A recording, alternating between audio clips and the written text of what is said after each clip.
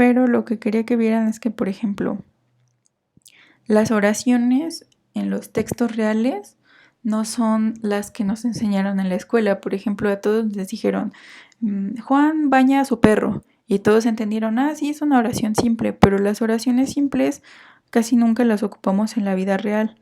Solamente, digamos, las vemos en la escuela, pero en la realidad los textos son así.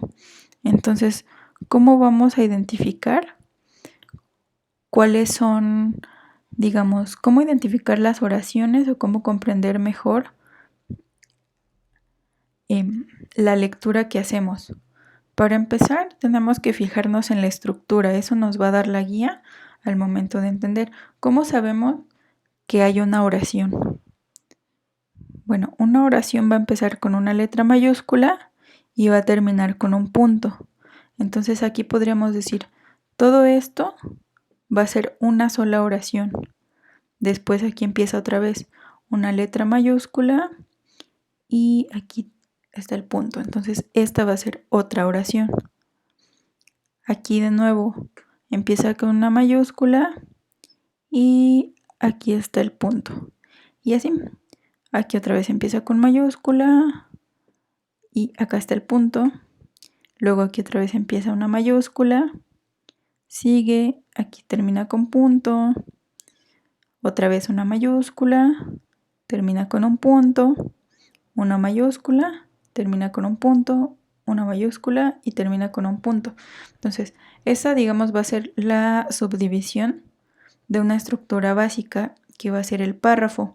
¿Cómo identificamos un párrafo? Igual empieza aquí, termina con un punto. Digamos, las oraciones pueden terminar con punto y seguido, pero el párrafo forzosamente tiene que terminar con un punto final. Después, digamos, aquí le dan una sangría. Hay otros textos en donde no tiene sangría, pero de todos modos se nota porque el punto final, digamos, deja un espacio y después empieza nuevamente, pero en un nuevo renglón. Entonces aquí vemos que hay otro párrafo, termina hasta acá, empieza uno nuevo y vemos que son párrafos muy largos. Entonces eso ya depende del estilo de cada autor. Lo que quería que vieran es que, por ejemplo, esto va a ser una sola oración. Aquí dice, el libro que el lector tiene en sus manos es el resultado de una particularidad idiosincrática, mi incapacidad para entender bien un problema si no tengo alguna perspectiva histórica. Esa es una sola oración. ¿Qué es lo primero que tenemos que hacer? Lo primero que tenemos que identificar son las formas verbales. Antes de distinguir si son verbos o son verboides, vamos a ver, por ejemplo, aquí dice tiene, es,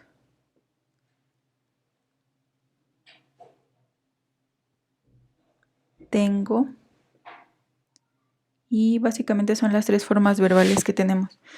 Entonces, vamos a ver, tiene en sus manos, entender y...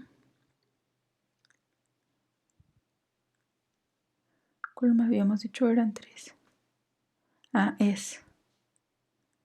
Entonces, ¿cuáles son los verbos que están conjugados? Entender no está conjugado porque está en infinitivo, entonces ese no puede ser un verbo principal. Ahora, tiene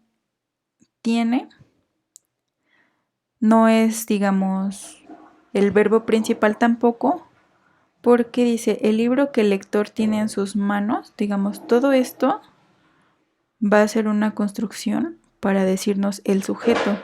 Entonces, el libro que el lector tiene en sus manos va a ser el libro como sujeto, que va a ser sustantivo, digamos, el núcleo de aquí sería el libro. Y todo esto van a ser complementos del sujeto. Entonces, el libro que el lector tiene en sus manos va a ser el sujeto. Es va a ser el verbo. Y el resultado de una particularidad idiosincrática va a ser el predicado.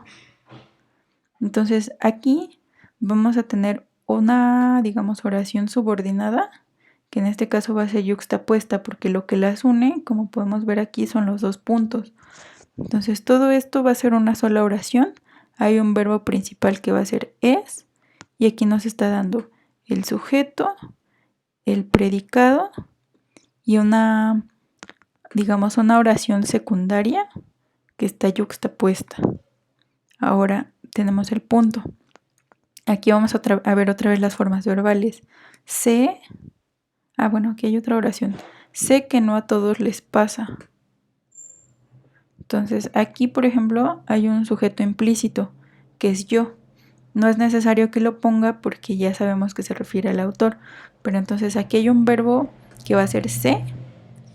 Y luego aquí va a haber un nexo, que no a todos les pasa. Este les pasa podría ser una forma verbal de pasar, ¿no? Del verbo pasar. Pero no a todos les pasa, está subordinado a sé.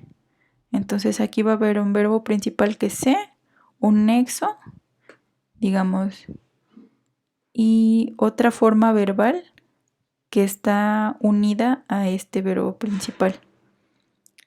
Y ya esa es una segunda oración. Ahora, tengo colegas. Aquí ya nos está diciendo, es el mismo sujeto implícito, el verbo tener. Tengo colegas que. Entonces, este que está haciendo que pueden prescindir, que es otra forma verbal, no sea independiente, sino que esté, digamos, que dependa de tengo, que sería el verbo principal. Entonces, pueden prescindir sin demasiadas dificultades de la perspectiva histórica, de las cuestiones de las que se ocupan, de sus investigaciones. Todo esto va a ser nada más un complemento del verbo principal que es tengo. Entonces tenemos ahí información. Luego dice, mi interés por la historia de la semiótica. Todo esto va a ser un sujeto. Mi interés por la historia de la semiótica. Aquí tenemos el verbo tuvo su origen a principios de los años 80, cuando abordaba los problemas, cuando también va a ser un nexo. Abordaba es otro verbo. Los problemas de los que terminé ocupándome en mi tesis doctoral. Entonces, aquí en una sola oración vamos a tener varios verbos. Entonces, primero tuvo, luego abordaba y luego terminé ocupándome. Si se dan cuenta, todos ellos están ligados por nexos. Por ejemplo, aquí cuando funciona como nexos y luego qué. Entonces, las oraciones que nos encontramos en textos reales nunca son oraciones simples, por eso hay veces en las que se les puede complicar la comprensión de algunos de los textos porque todo va a depender de ese hilo entre el sujeto y el verbo. Entonces aquí, por ejemplo, aparte de ver cuáles son las formas verbales, tenemos que darnos cuenta de los nexos. Entonces recuerden, primero ver las formas verbales, luego ver los nexos. Va a haber formas verbales que no van a ser verbos y va a haber otras que sí. Para saber cuáles son formas verbales o verboides, tienen que ver que no estén conjugados. Para ver que sean verbos, sí tienen que estar conjugados.